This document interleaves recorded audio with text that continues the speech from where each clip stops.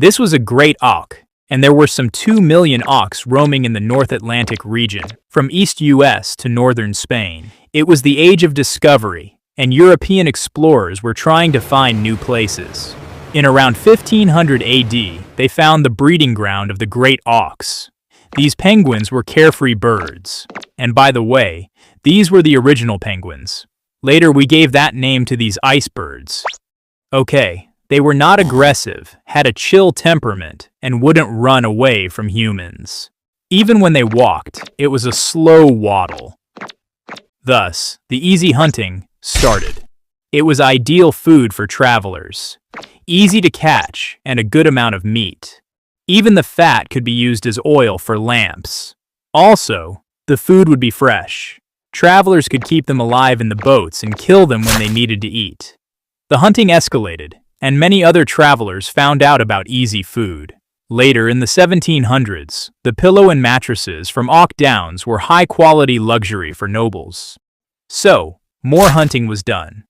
During the early 19th century, the auks population was on the brink of extinction. Now, auks were extremely valuable possessions for museums and collectors. It was the mid-19th century. Auks were nowhere to be found. So, either a museum or some collector ordered a merchant named Carl Siemsen to get skins of 2 auks. A heavy amount was offered for that. So, Siemsen hired 3 guys for the job. They went to the islet of Elde for the search. After a long search, they found a couple auks guarding their egg, so the poachers reached them. Since they didn't know humans were bad, they didn't flee from there. The 2 guys killed each penguin, and the third one destroyed the last egg. The skin was delivered, and the birds went extinct. The male is kept in a museum in Belgium, and the female is believed to be sold to the British Museum. Well, we killed the last 2 birds, just to keep them in the museum. This small mouse-sized bird was called Lyell's wren. They were only found in New Zealand. Before humans' arrival, the wren's population was already decreasing because of Polynesian rats. So the only place they were left was on Stevens Island. The water around the island had obstacles, and few ships had already crashed. So people started construction of a lighthouse. Total of 17 people belonging to 3 families were kept there for lighthouse operation and maintenance. One of them was a naturalist named David Lyell, and he brought a pregnant cat called Tibbles with him in February of 1894. He left the cat to roam free, and she started eating the wrens. Since wrens were flightless, they couldn't flee and were easy food for the cat. She would sometimes bring the dead wren to Lyell. Lyell believed it was a new species and sent it back for identification. Then he waited for the result. Meanwhile, the cat gave birth, and the kitten started killing the wrens too. With enough food and no predators, the cat's population exploded in just a year and a half. Within late 1895, the birds were declared extinct, even before it was properly classified. The evolution of millions of years ended just because of a single pregnant cat. This mountain goat was called Pyrenean ibex. They were found in the Pyrenean Mountains between France and Spain. These goats had beautiful curved horns, and those horns became the curse for these species. Their population was already decreasing from the 14th century, but the hunting at that time was done for food and skin. But from the early 19th century, the luxury of keeping the head as decoration for European nobles led to the massive hunting of ibex. And by the beginning of the 20th century, it was already too late. By 1913, there were less than 100 ibex remaining in the wild. The hunting was prohibited, and a national park was established for sole purpose of their preservation in 1918. Since the population was low, the inbreeding started and genetic diversity started weakening. They started catching diseases, and it was even affecting their fertility. Or maybe it was still hunting, but they blamed genes for that. Who knows? Be any case, by 1990, less than 10 were remaining. By the late 1990s, a female ibex named Celia was the sole survivor. So, she was kept in captivity, skin samples and DNA were taken, and then she was sent back to the national park. While she was walking, A tree fell and crushed her head, and the species got extinct by that falling tree.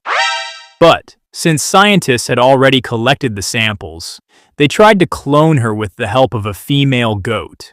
The ibex was born again through the C-section, and all the scientists were overjoyed, at least for 7 minutes. Then, the calf died, making Pyrenean ibex the only species to go extinct twice. This is a thylacine. You may better know it as a Tasmanian tiger. These marsupials were the apex predators of Tasmania and were living a happy life. Then, the humans appeared, and they brought sheep with them. They started their settlements and occupied the habitat of Tasmanian tigers. The sheep farm expanded, and thylacine were forced to stay away from their natural habitats. After some time, some farmers noticed the disappearance of their cattle. A few of the sheep were missing from the farm. They instantly blamed Tasmanian tigers for that problem. They even said more sheep than total were missing, and reported it to the authority. The Tasmanian government placed £1 bounty for each thylacine, without any proof or research. Then the mass hunting started. They killed thousands of thylacine and brought them to the brink of extinction. By the time they realized that it was actually feral dogs that led to the loss of sheep, all the thylacines were wiped out, except for the one in a zoo. And that guy died in 1936, making the species extinct. But many people have reported the sight of Tasmanian tigers, even today. We don't know if they are really extinct yet. Well, hope some are still surviving, far from the human sight. This kangaroo-looking guy was two-lake wallaby. Those who saw them believed that these were the most elegant species among all the kangaroo family. When Europeans settled in Australia, they started destroying the natural habitat.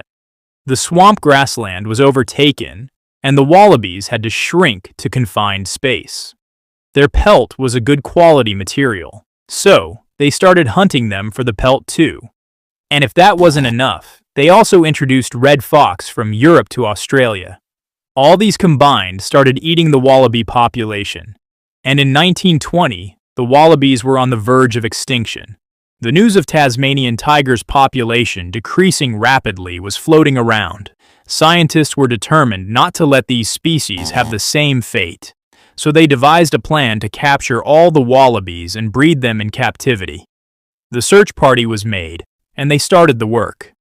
After the hard search, they found 14 wallabies grazing in the swamp grassland, so they launched a surprise catch attempt. The wallabies started fleeing, and the people started chasing. After a long chase, most of the wallabies collapsed of panic and exhaustion, and they died. Just a couple of survivors were taken to the captivity. Scientists tried their best to breed the remaining ones, but they couldn't succeed. They started dying. The last female died in 1939, making the species extinct. The act of conservation actually led to the extinction of wallabies. This was Lonesome George, and he was the last remaining member of Pinta Island tortoise. There used to be a lot of tortoises in the island of Pinta, but humans used to hunt them for food and oil. After goats were introduced to the island, they ate all the grass, and no food was left for the tortoises to eat. So the species was believed to be extinct.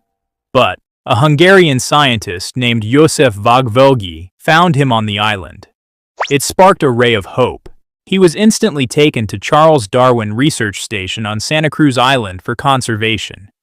He lived there for around 40 years. To continue the generation, they brought 2 females of the wolf volcano subspecies to mate with him in 1992. George ignored the females for a long time and didn't mate with them, but later in 2008, humans assisted, and he did mate with the females. Maybe it was the result of disinterest. The eggs were not fertilized, and no kids were hatched. They again brought 2 more females of Espanola Island tortoise in 2011, but he didn't mate with them too. And around a year later, this master Uguay went to the spirit realm. My time has come. Marking the end of his species. And as always, I love you guys.